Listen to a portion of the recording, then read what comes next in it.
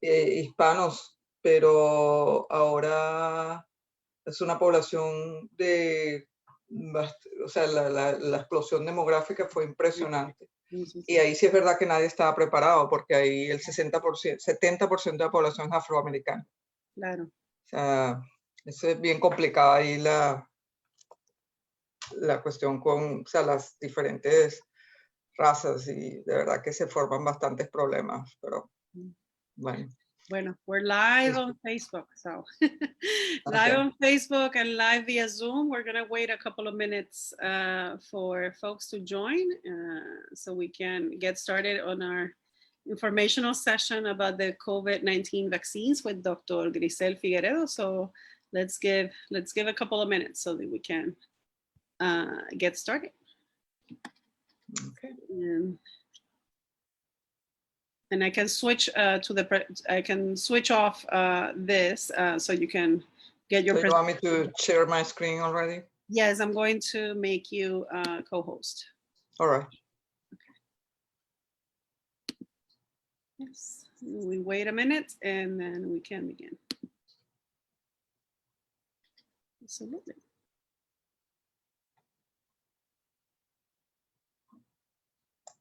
Yeah, last night in the Spanish session, we had great questions. So we hope that we can have great questions as well.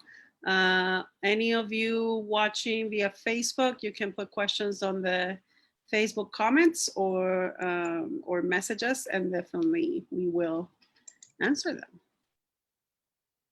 Or any of you joining us via Zoom, you can also do it through the chat. Okay.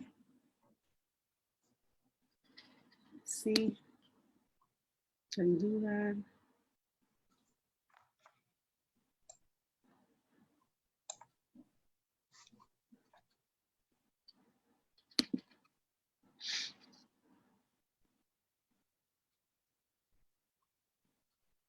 Sounds good.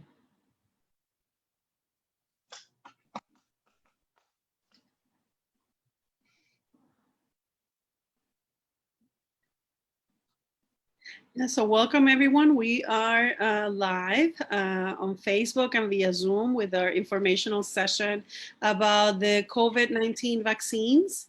Wimauma Together is bringing you this interactive session in partnership with Florida Blue and Sanitas Health. Sanitas Health and Florida Blue have been gracious enough to connect us to Dr. Griselle Figueredo, who's Regional Medical Director at Sanitas, West Florida, and she'll be able to answer all your questions about the COVID-19 vaccines.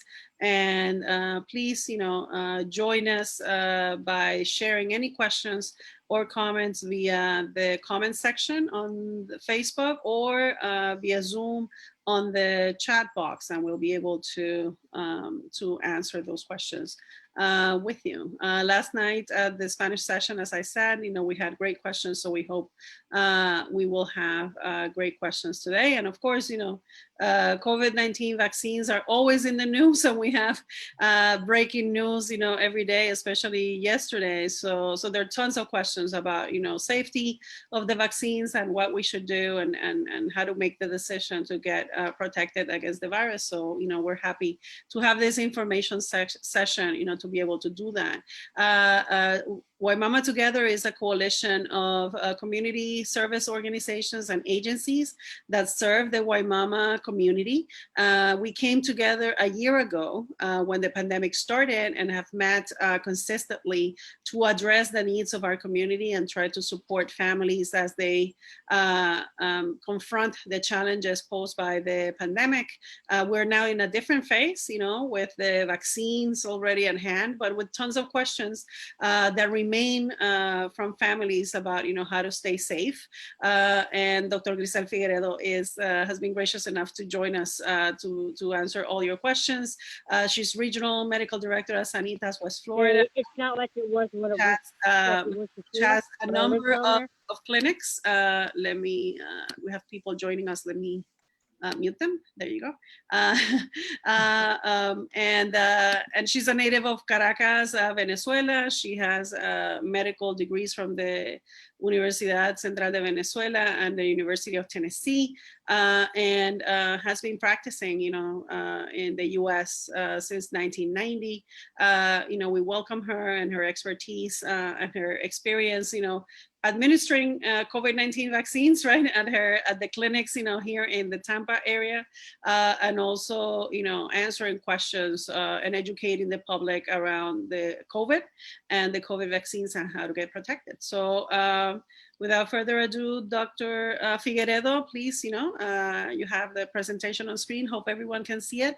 And please, send us any questions on the chat or the comment section on Facebook. Si hay algunos de ustedes que hablan español, podemos recibir preguntas en español en el chat o en la sección de comentarios, y entonces le presentamos las respuestas, ¿no?, de forma bilingüe también. Así que adelante, doctora Figueredo. Please, Dr. Figueredo, go ahead. Okay. Good afternoon. Excuse me. Thank you very much, Ileana, for the presentation. Welcome, everyone. And yeah, we're going to present today this information about the vaccine against COVID. We're going to do our best to answer the questions. I know there are a lot of questions without answers, not only for me, I think for the rest of the world. But we, like Ileana said, we're in a different phase if we compare to last year. So this is, we have to consider that we have done a fantastic step, hopefully away from this pandemic. So now this session, as she said, is going to be recorded. That way, anybody that wasn't able to join us this afternoon, you're going to be able to see it in Facebook. Like she said, we will answer questions later on, either English or Spanish. Well, that's me. And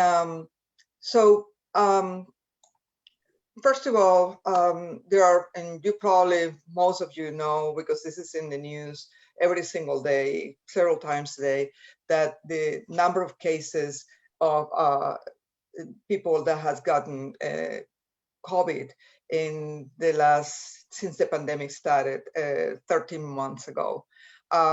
These numbers are from February. They were published by the CDC, but the latest number is no longer 28,065 cases. We are up to 31,158 cases, and the total of deaths is 560,576 patients to date. It has updated today.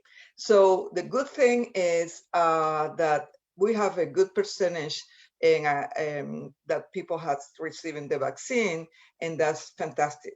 So because that's one more way to fight this pandemic, besides the same that we have been doing it for all of these months, face masks and social distancing. So yeah, we have about 23% of the population of the United States that is fully vaccinated, which means receiving the 2 doses or the 1 dose of the vaccines that are already being approved by the FDA. But let's talk about this. So you may have questions regarding, you may be thinking, well, should I get the vaccine? Is the vaccine safe? Does it actually work? Which one should I get it or not? Are there side effects? Should I do anything to prepare for this? So this is all of this. That's what we're going to talk this evening related to the COVID vaccine. Okay. Currently, there are 3 vaccines that has been approved by the FDA under what we call emergency use authorization. And that's a process that helps to facilitate the ability of the medicines and vaccines during public health emergencies, like the one we're suffering right now, this is the COVID-19 pandemic. So the 3 vaccines approved by this emergency use authorization is the Pfizer, vaccine, the Moderna, and the Janssen or Johnson & Johnson, like everybody else, like everybody knows this vaccine. So the three, we're going to talk about each one of them in a table that we have in there, but if you want to get something out of this slide, is that the Pfizer and Moderna have about the same effectivity, about 95%, and Johnson & Johnson has 66.3% of effectivity. Now, it's important to understand the statistics, because basically, yes, it's true that the Pfizer and Moderna are more effective talking about getting the virus itself. I mean, even though that you have gotten the vaccines, you have 5% of possibility to get the virus. And with the Johnson & Johnson, you will have approximately 24% of getting the virus. Now, the important thing about it, if you actually get the virus, is that you won't get the complications that you wouldn't get the complications that you would in case you haven't had the vaccine. It's like the same thing when you get the influenza shot. You may have the vaccine, however, you may develop the flu, but it's very mild, because as you probably know, influenza also kill people. So every year we have a lot of people dying because of influenza. Fortunately, that is not a pandemic, but we should get the flu vaccine every year. Now, like we were saying, what the vaccine that has been approved, we have the Pfizer and the Moderna. Now, these two have the same way the same way they work. They have the same mechanism. Both of them have what we call a messenger RNA, which is basically a technology that triggers our immune response. That means that our defense system, or a system of defense, that is our immune system. What the vaccine does is trigger that immune system in order to fight against COVID-19. Well, what actually scientists did, they focus in the little spike of the protein spike, those little things like that look in there, and that's why the virus was called corona. And basically what they concentrate or focus was getting to our, when you get the vaccine, you, with the messenger RNA, what you do is you trigger your immune system against those proteins. So if you happen to get in contact or exposed to the virus, then your immune system is going to activate your what we call antibodies or T cells, like you see in there, and that is going to sort of kill the virus, attacking those spike proteins in the virus. That's the way this vaccine works. These two vaccines, the Moderna and the Pfizer. Now, the other vaccine that we just mentioned is the Johnson & Johnson. The Johnson & Johnson has a different type of technology that is actually well known because it has been used for other type of vaccines. And basically what they did is they developed what we call a disabled adenovirus, or one type of virus that has some type of relationship with the coronavirus. But this had to be clear.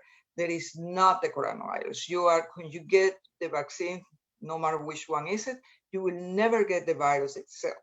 What you get is, in this particular case, what you get is a adenovirus that basically what it does is it's like what we call a viral vector that goes into your system and also triggers your immune system to produce antibodies against the spike proteins. Same type idea, or that the other vaccines work, but this one is the way to trigger your immune system is through this vector, viral vector, or synthetic adenovirus.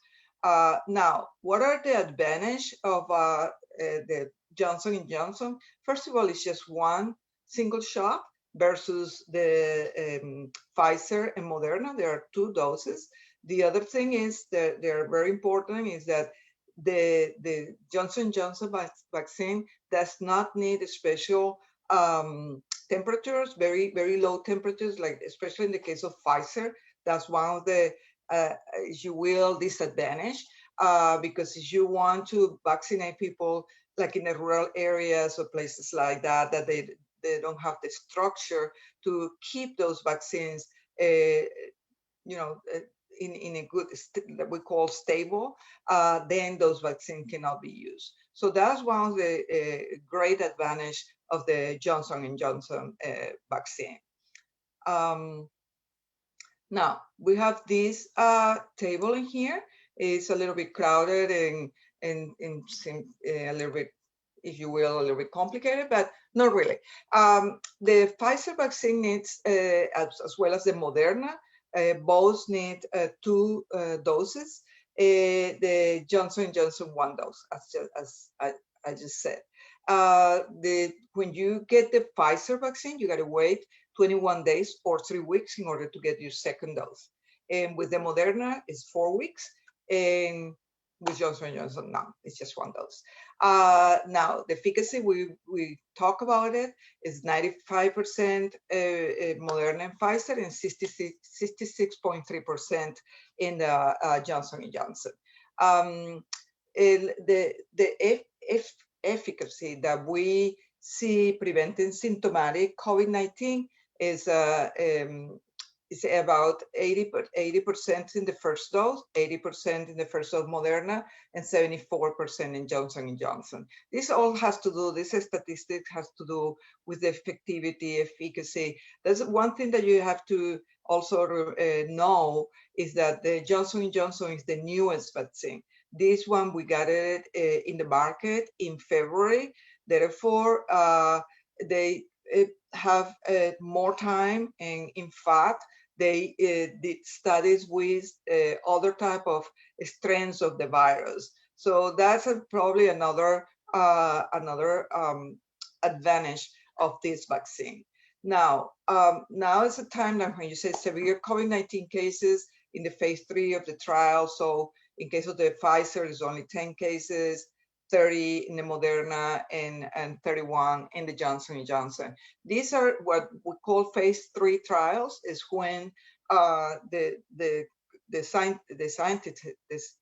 scientifics, they put together people that in a volunteer way, they get the vaccine and they check and see if they develop any type of symptoms in order to then say, okay, this vaccine is safe enough to give it to the rest of the world. So we have to be very thankful for all of those volunteers. There were thousands of volunteers that without much studies before, of course, before they received the vaccine, they went ahead and received it. And that's why now we can get the vaccine, thanks to all of these people and all the people in science.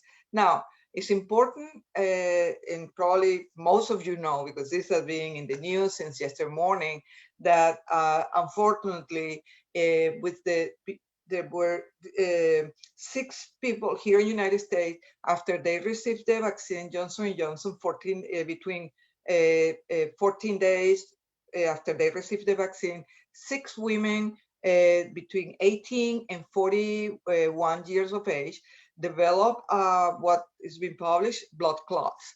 And now, this is a very rare condition.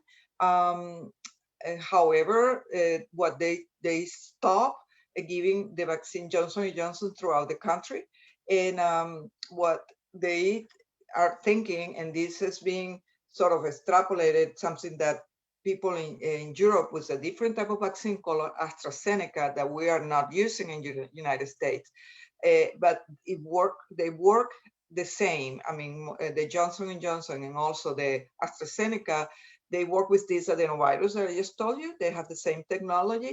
And what people think is that that virus could trigger what we call autoimmune response. That means that your immune system starts fighting against your own body. In this case, will be the platelets. So we don't know for sure if that is the case. It's actually the vaccine that is producing this rare condition. And if that is the case, can you imagine? We have received or we have given 7 million doses of a Johnson & Johnson vaccine in the United States. So if we go and see the statistic, it's 1 case out of 1 million vaccines. So we're talking about, is the possibility or the probability that somebody that get the Johnson & Johnson vaccine to develop this type of condition is very, very low. One more time, 1 case in 1 million. So that is much, it really is much lower than if you cross the street and you get hit by a car. So that's the thing. However, I think the CDC, our public health authorities or leadership have done a fantastic job and stopped giving the vaccine Johnson & Johnson until we're sure that it's not actually the vaccine causing this rare condition. The other thing that is good about it is in case anybody develop this condition, now doctors know what to do, what treatment to use. This is a rare condition, but is well known by doctors. Therefore, this among the bad things, let's put it in that way, this has been good because then at least we know how to treat people. The important thing what you have to take home is we have 2 more vaccines that we can use and we should get in order to fight against the terrible side effects. It's not only death, or is also the difference, the severe side effects that people develop after getting COVID. And we're talking about problems with the brain. People get severe depression, anxiety, get brain fog, even cognitive decline, severe shortness of breath, severe smell, problems to smell. So, we just getting the vaccine and following the precautions we already know is something that we should do in order to fight against this terrible virus. Now, we have a pop quiz in here. So it's a trick question. Well, I don't know if I have somebody in the audience. I think there was somebody that connect. I don't know. What is the best vaccine that you can get? Well, do not wait for any specific brand. Just get it. That's the main thing. Don't wait and see, well, I don't want to get Moderna because the military are getting getting Pfizer and that's better. So, it's just get the vaccine. That's the bottom line, okay? So now let's talk about a little bit of the mild side effects that you may get after you get the vaccine, which is definitely very, very common, not only with the COVID vaccine. You probably may remember when you took your kids or to get all this vaccine, 2, 4, 6 months old, they get about 5 shots, and then 1 year old, they get MMR, varicella, they get the red arm, they have fever, but we still take our kids to get their vaccines. So why not? Why us cannot get the vaccine? So a vaccine like this one. So just a little pain in your arm, redness and swelling. You may get a little tired, little muscle pain. You may develop a little fever, chills, nausea. All of those symptoms definitely could appear. That happens with, you get the flu shot, more than likely you're gonna get that. So that's the type of things that you may get. But if you do, you have the possibility to take, you know, a Tylenol. You don't have to take the Tylenol before you go get the vaccine. You just wait. Okay, after 3-4 hours, well, I start getting, you know, this. I don't feel well, or I got a little muscle pain, or I got a little chills. Well, just take your Tylenol. That's not going to stop the vaccine working if you wait at least 2 hours in order to take some Tylenol. The only thing that you have to tell the nurse or whoever is going to give the shot to you is in case that you have developed what we call anaphylactic shock. And that means a very severe reaction that makes you call 911 because you need to receive something we call epinephrine. But that's 1 out of 100,000 cases that may develop a very severe allergic reaction. So make sure to tell the person that is going to give you the shot that you actually have severe allergies, because basically it's not like you're not going to receive the vaccine. Basically what we do is, first of all, every place that you get vaccines, the nurses or the doctors or whoever are providing the vaccine, they should have in stock what we call epinephrine or EpiPen. You know, well, now they're EpiPen. And also you're going to be in observation for 30 minutes instead of 15 minutes, like the rest of the people that don't have this type of problem. So that's the only thing that you should remember. We don't know any, until now, we don't know any other contraindication. So that's the only thing that you should remember. Okay, what you should do when you develop this type of mild symptoms either in your arm or you know, you feel sort of tired, well, very important is that you can apply a you know, sort of ice or a clean, cool washcloth there in your arm. That will help a lot.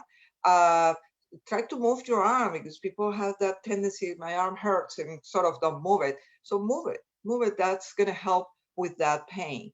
The other thing that is important is make sure to drink plenty fluids. That's something, especially it's getting hot in here. So, and if we work outdoors, just make sure to drink plenty fluids. Very, very important for that. And don't get, I mean, if that's something that is happening, you know, between 24 hours and a week, take your Tylenol, take plenty fluids. Of course, if you just a week and you're still developing these type of symptoms, or they're getting worse, you start getting severe headache, or you start getting pain in your legs, or if you're getting shortness of breath, severe chills, abdominal pain, or pain in your belly. So yes, definitely you need to either contact your doctor or just go to the emergency room. And if anybody in the audience, or if anybody's listening to this in Facebook, people that has gotten the Johnson & Johnson vaccine in the last 3 weeks, if you happen to develop symptoms like I just mentioned, severe headache, blurry vision, severe abdominal pain, swelling or bruises in your legs, or shortness of breath, please just either contact your provider, not like a wait till tomorrow. I mean, if you develop that, just let's say in the middle of the night, just go to the emergency room. Okay, like I said, now we know if you happen to have, I'm not saying you're going to have it, but I'm just putting you to understand what you need to do in case that happens.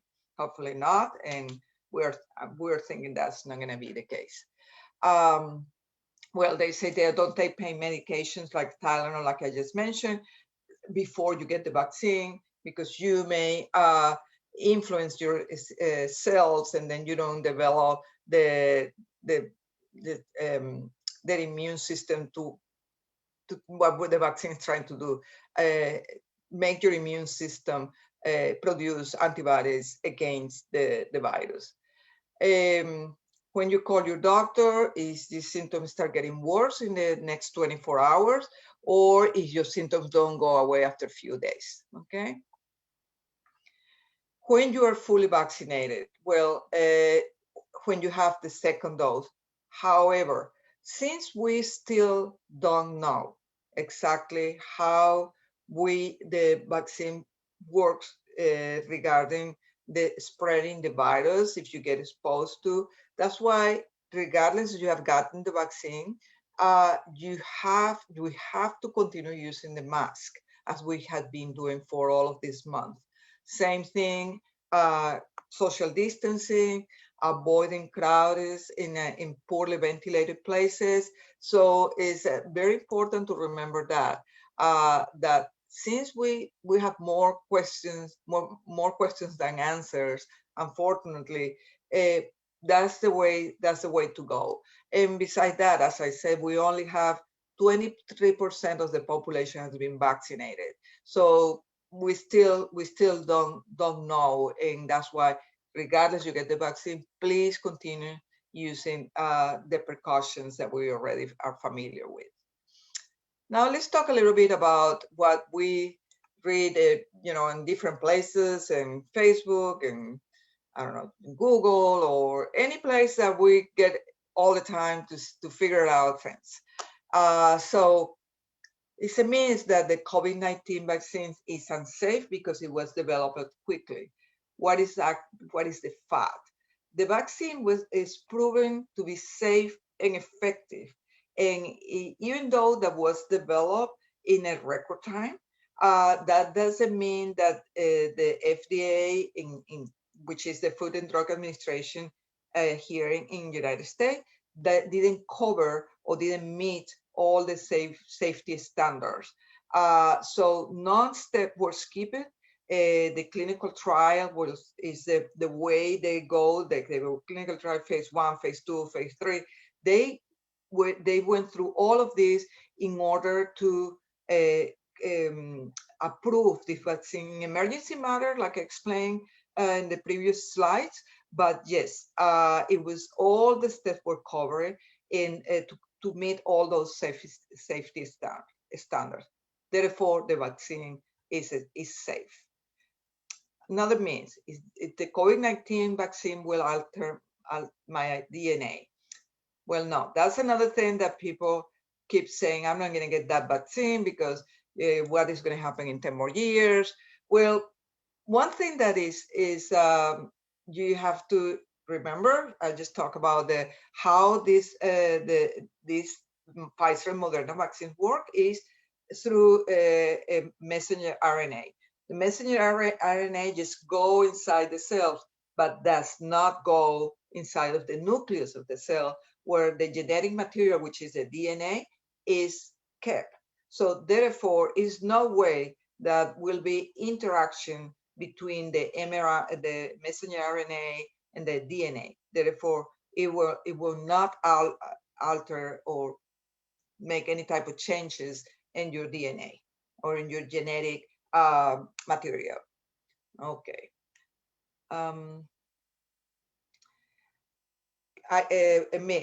Can I get COVID-19 from the vaccine? Well, I can get COVID-19 from the 19. That's what many people said. Well, not. We already learned what actually you get when you get the vaccine. In the Pfizer and Moderna, you get the messenger RNA, and in the Johnson & Johnson, you just get what we call the adenovirus that is not coronavirus. That is completely what it does is just trigger your immune system to produce antibodies, but it's not coronavirus. So you are not getting the coronavirus when you get the vaccine. Okay. Another means, I got my vaccine, I no longer need to wear a mask in public. Well, we already talked a little bit about that. First of all, if you haven't gotten the 2 doses, you're still not considered fully vaccinated, and therefore you have to continue taking the precaution. But even though that you, after you get the 2 vaccines, that call it fully vaccinated, you still need to should continue using the mask when you are out in the public, or when you are in places that they're crowded, and there are several people that hasn't been vaccinated. So please continue using the same precautions that we already have talked. We don't know just yet how yes, we are vaccinated, but we don't know how the transmission and all of those things. One more time, we have more questions than answers. So please do that. Please continue using precautions. Okay, frequently asked questions. Are COVID-19 vaccines safe? Yes, we just talked about it, that the FDA went through all the different steps to meet all the safety precautions. The only thing is it was an emergency plan that the FDA approved, given the pandemic that we are suffering. Another question, who is eligible for a COVID-19 vaccine right now? Any Florida resident 18 and older, for Moderna and Johnson & Johnson, and for Pfizer, 16 years and older. What does the vaccine cost? It's no cost for anybody. That's Center of Medicare and Medicaid Service. They are, regardless if you have insurance or if you don't, or your immigration status, that has nothing to do. You can get the vaccine any place, and there are more and more places that you can get the vaccine. So it's not really excuse, okay? Does Sanitas recommend the COVID vaccine? Of course. We actually giving the vaccine in one of our centers in Hillsborough, but I learned yesterday that you have places in, I don't remember, I don't remember the name. Wimauma, I'm sorry. Wimauma. Yeah, you have places that you can get the vaccine, so you don't have to come all the way to Tampa to get it, but you are more than welcome to come. If that's, yes, you have to make appointments, but yeah, anytime you want to come, you just go to mysanitas.com /COVID, and you can enroll yourself, and then you come for the appointment. I know that's not very convenient, especially when you work and everything, but we are actually giving vaccines also during Saturdays and Sundays. So no, we're more than welcome to see you in our centers. And this is a little story, about what is Sanitas, how we're located. We have in Florida State, we have 35 locations, and there are locations throughout in 3 different states of the United States, in Tennessee, Northeast, and Texas. And here in the West region, we have 5 different clinics. 5 of them are located in, 4 of them are located in Tampa, and the other one in Riverview. So you, again, one more time, more than welcome to take care of any of you. So we provide these type of services: primary care, virtual care, urgent care, vaccines and immunization, labs and imaging, and COVID tests. We do the rapid tests as well. And well, this is what I just said about the services we provide for our patients. And we actually have an urgent care that works 7 days a week. Okay. And now, if you have any questions in Spanish or English, I'd be more than happy to answer them. Or you can, if you want to talk, you can write in the chat. So I'm here to answer any of the questions that you may have.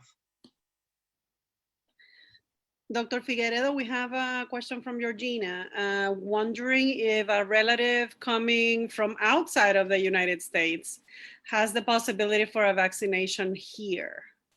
There was a lot of controversy around that, like in January and February. Yeah, a lot of folks that were coming from outside. Do you know the latest on that, the latest regulation on that? My understanding is that now the people can come to any other country to get the vaccine here.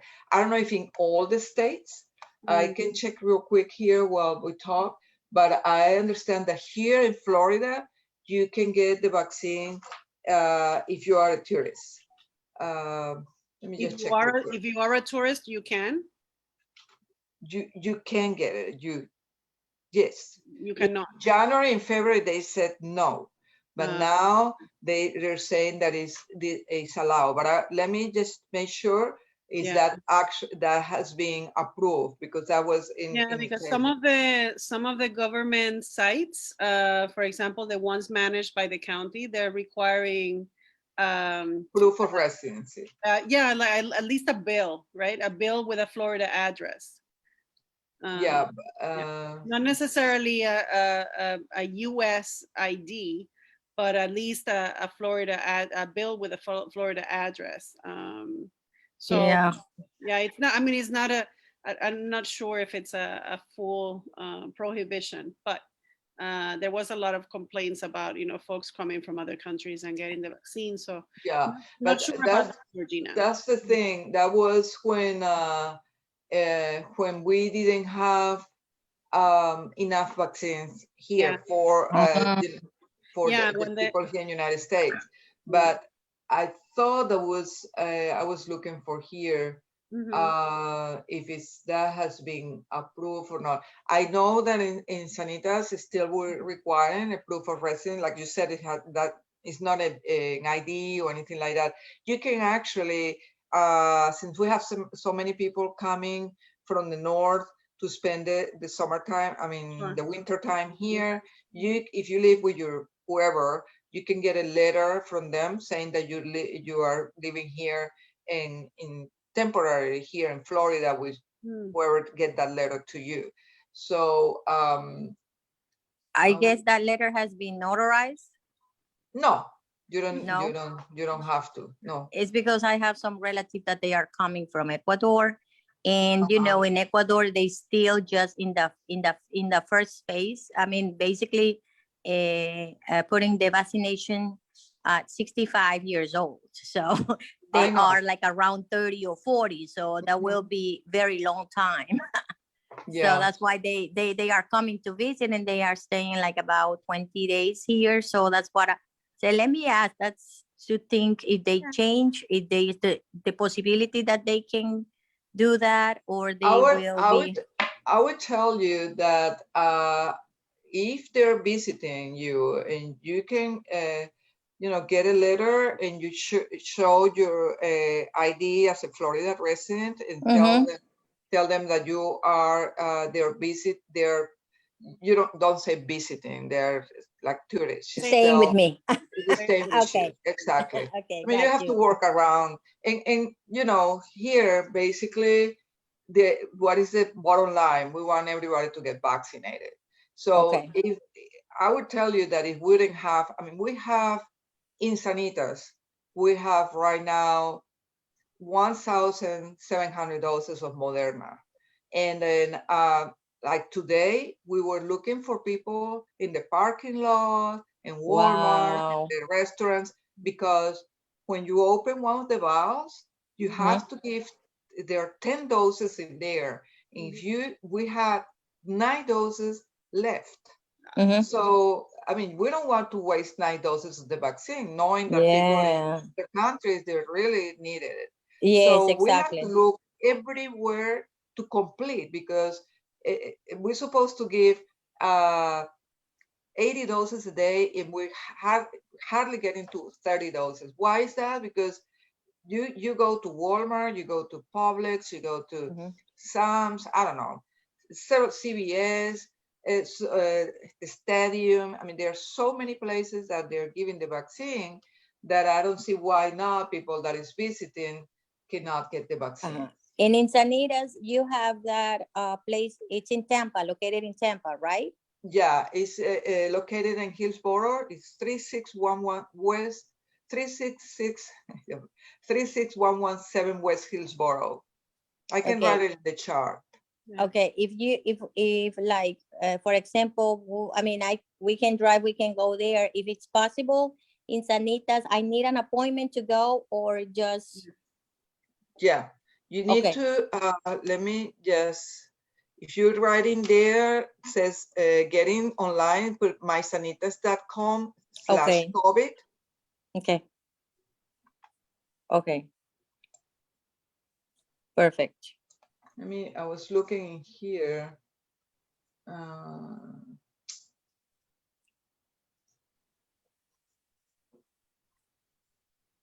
Because I think if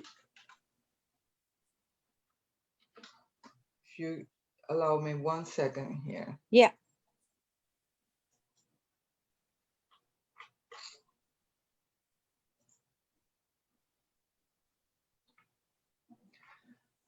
No, but that's not it. So I don't know. Maybe I think the regulations around those things change frequently. Yeah. So you will have to check, closer to the date, Georgina, and try. Yeah. You may get no's in some places, and you may get, okays in other places. Yeah. Yeah, that's unfortunately that's the way they usually go. Yeah. Doctor, there was one of the questions last night was about why does it hurt so much for some people, right, on the injection site, and then what can they do to, I know that you mentioned a little bit, but for some folks, the pain is just unbearable, so it doesn't seem like the ice would work. so what happens when they inject you and it's just unbearable pain at the injection site, and then what other things could people do? Well, yeah, like you said, beside the eyes and getting moving the arm, what you need to get is Tylenol. Acetaminophen, Tylenol, paracetamol, as different names, Tempra, different names that come from other countries. But that's the way to do it. It's like you have any other pain. Why it hurts so much? For some people hurt, some people hurt a little bit, some, but it's not any other thing that we can do. Just that's it will go away in a couple of days. So if that's hurting that bad, just take your Tylenol. You can take it every 6 hours, 500 milligrams every 6 hours. You can get it over the counter.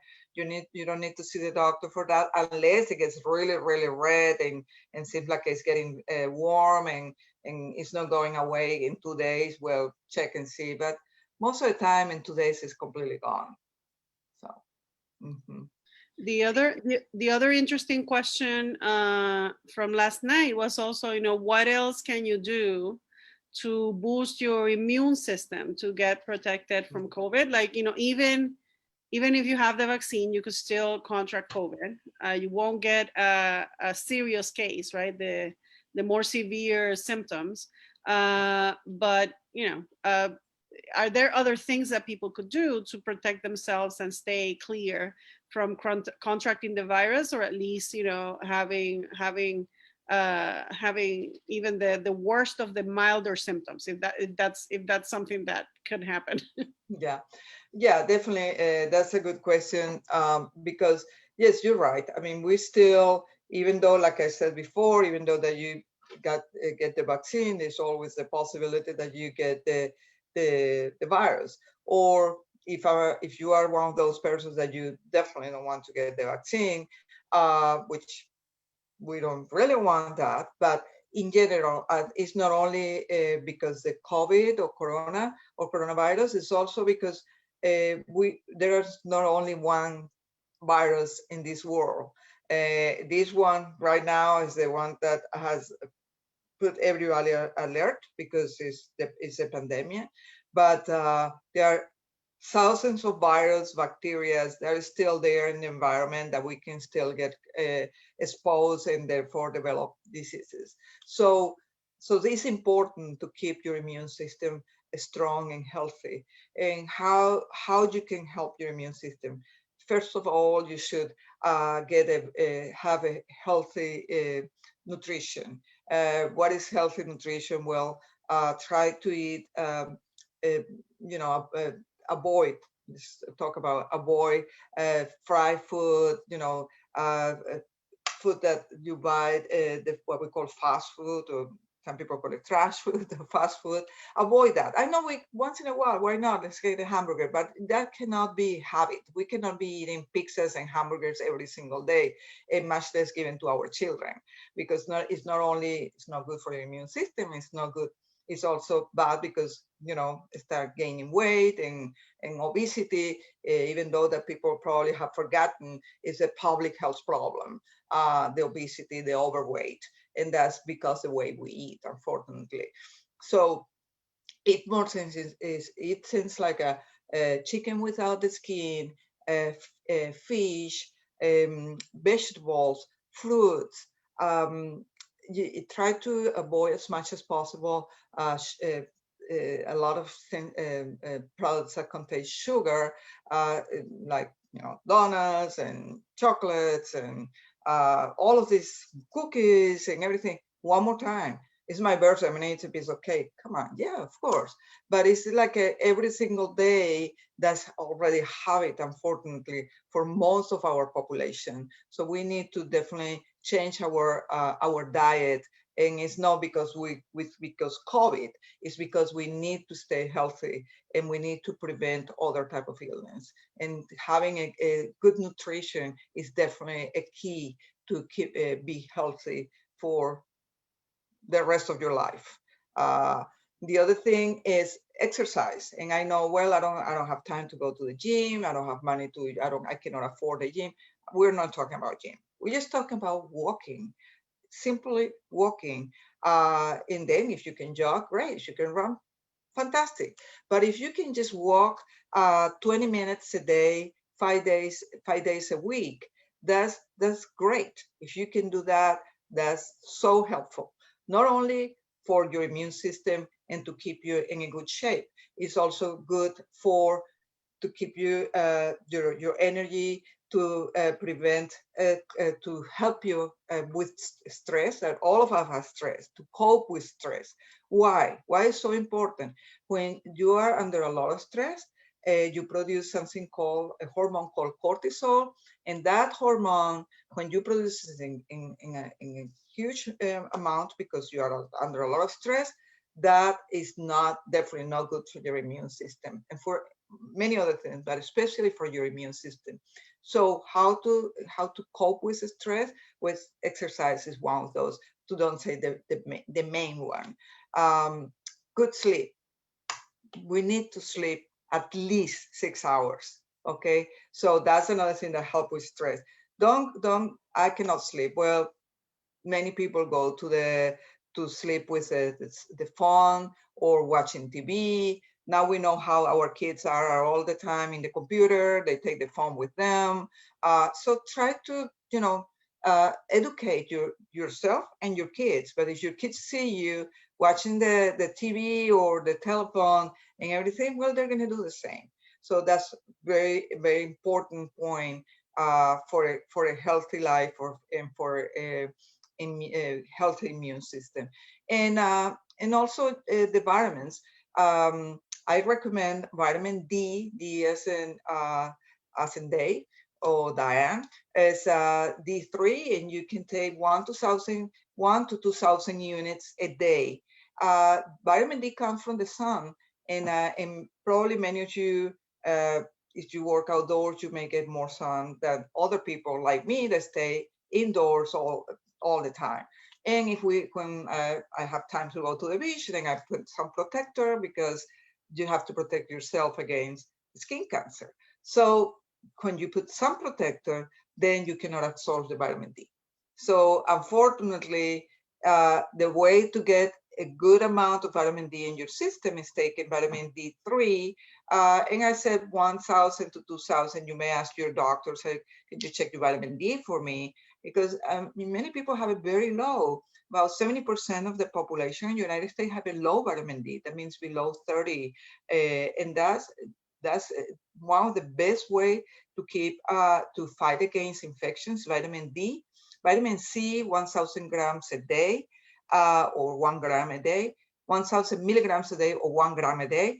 and also zinc, 30 milligrams a day. Those are the three things that I recommend. You definitely can get vitamin C if you eat more orange or tomatoes. So you can have more vitamin D, probably in the milk some, but if you drink too much milk, then fat and those type of things. So it's not expensive. You can buy it in any retail store. So that's, if you keep all of those little tips I gave you, you're gonna keep your immune system healthy, and you're gonna be able to fight infections, not only the coronavirus, is also any other type of infection that you may develop if you get exposed.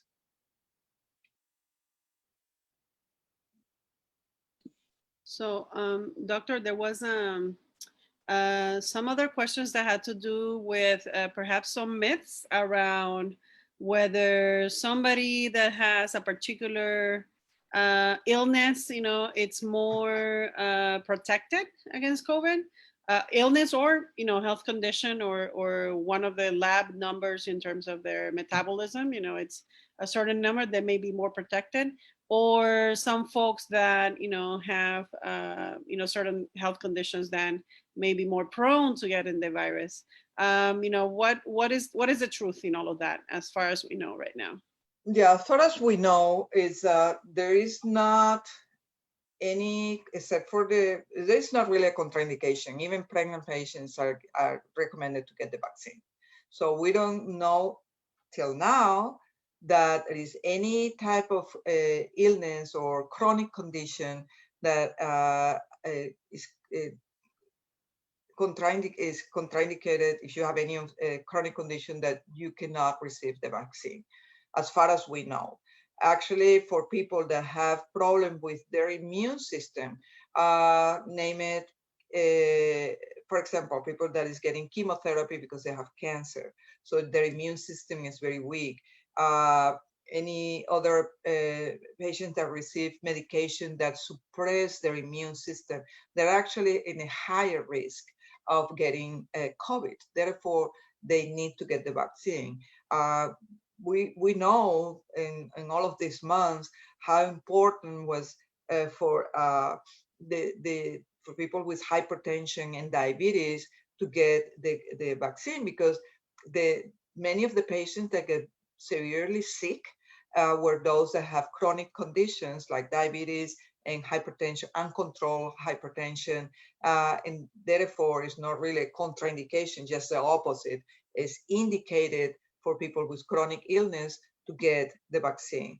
Yeah, somebody mentioned about if it's any contraindication for people with rheumatism or rheumatoid arthritis.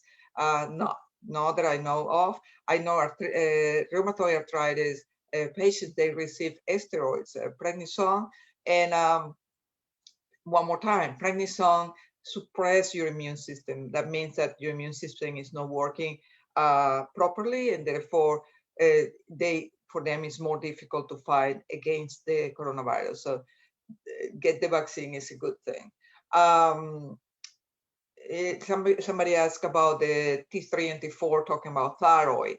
As far as I know, one more time, if you have elevated T3 and T4, that means that the person has hyperthyroidism. That means that, I do not know any contraindication in those cases. One more thing that we had the question yesterday is, when you're going to get the vaccine, stop medications. No, just take if you are diabetic or you have hypertension, you have to take your medications. It's nothing against it. I mean, I can have to go fasting. No, you have your breakfast or lunch or whatever and go and get your vaccine. So no, there's none of those myths those are myths. They're not reality. Yeah, and you explained in your presentation, right, that's why they make you wait after you take the vaccine, right? A number, either 20 minutes, 15, 20, or 30 minutes. If you have said that you're allergic to medications, you're allergic to something, they want to wait until, you take the vaccine and check you out and have, ambulances and paramedics and nurses on site right, to administer, anti-allergy, medications in case, something happens. So the administration of the vaccines, they're trying to be as safe as possible, even in the rare occasion in which you may have a reaction, right? Correct. So, Exactly. there are protocols in place so that then, they can take care of you. What they have been seeing with the Johnson & Johnson vaccine are symptoms that develop within 9 to 14 days after the vaccine. Yeah. Yeah. Usually 7 to 14 days. That's what we have Those are seen. different, and you should, check with your doctor or go to an emergency room if you feel bad. But again, it has been one case in 1 million Correct. of doses. So, there will be more guidance from the CDC around that. Yeah, definitely.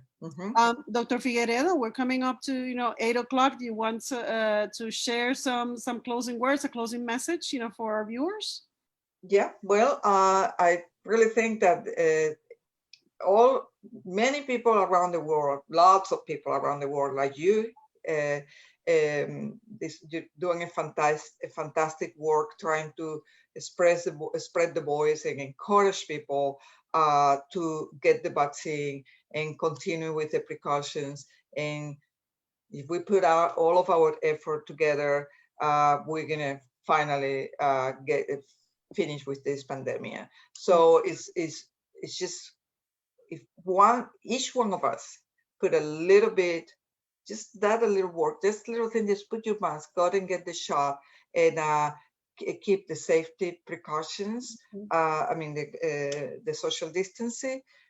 We're gonna crush this virus, and that's what all of us, the whole world, want. So please continue with your great job, Ileana, and to encourage people to get the vaccine and finally end with this pandemic. Okay? Yeah, thank you so much, Dr. Figueredo, for your time and your wisdom and sharing your knowledge about what is going on with the COVID-19 vaccines. Definitely, our